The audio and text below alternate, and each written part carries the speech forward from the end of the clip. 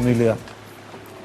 Kot vidite, domačini vsi uporabljajo takele kanuje, izdolbene na podoben način kot tisti, ki smo ga pravkar videli.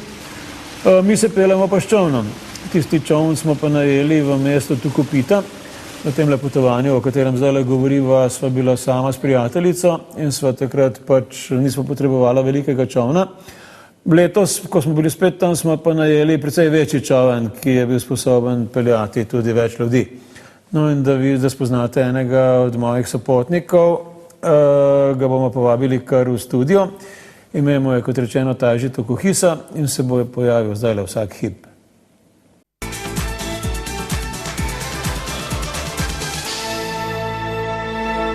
Spet smo v studiu in pravkar smo dobili še gosta.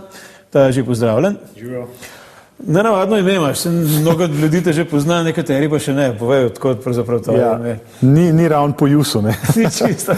Ne, izvira jasno z Japonske, sicer imam dve imeni, sem Taži in Tomaž, oboje, tudi na osebni, v potnem listu, ampak mislim, noben me ne kliče Tomaž. Klicali so me recimo učitelji oziroma učiteljice v šoli, ampak tega je že toliko dolg, da še takrat, ne vem, sem se bolj mal za tem oziral.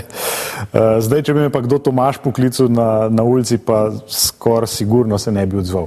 V Bibliji bi bil nejeverni Taži. Ja, tako. Ne, Taži pa drugač pa jasno. Tvoj oče pa znameniti karateist. Ja. Ki so ga vsi klicali Takashi, ampak priimek je njegov. Ja, tako. Še vedno edini japonski učitelj karateja pri nas, še vedno aktiven. Še vedno tako gibčen, kot je bil? Neverjetno. Pa mora biti že kar zdaj, že krepko v odraslu, recimo. Ja, je že precej polnoleten, ja. Ampak, mislim, jaz do pred kratkim, to se pravi pred kratkim, recimo, da je zdaj 8-9 let, kar sem začel trenirati karate in prej so dejansko razni ljudje iz raznih koncev so mi razlagali, ja, pa tvoj oče, pa karate, pa gor, pa dol. Ampak jasno, če sam nisi v tem in niti ne poznaš karateja, si ne moreš kaj dosti misliti o tem, ne.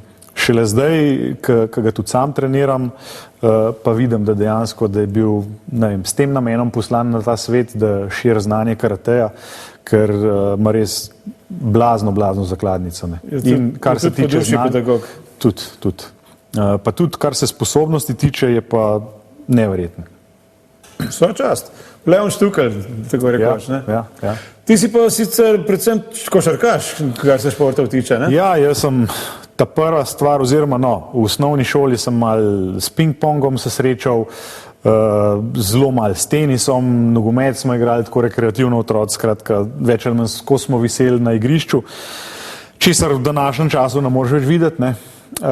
Ampak potem sem pa v srednji šoli, pri 16 oziroma 16 let pa pol sem imel, me je pa začela zanimati košarka. Takrat smo komi kje videli NBA, ameriško košarko, ker ni bilo tako kot v današnjem času, ki jo lahko kjerkoli pač spremljaš.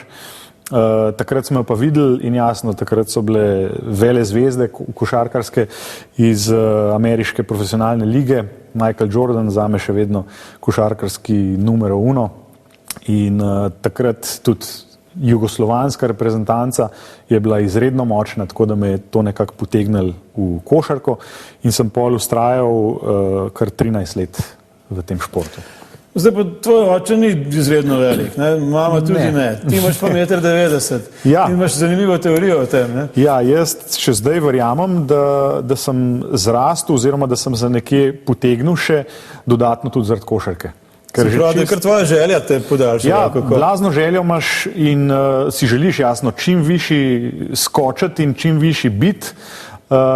In ne vem, tudi recimo pri dvigovalcih uteži noben nima 2 metra, ne? Ampak so vsi tam pri meter pa že let, ne?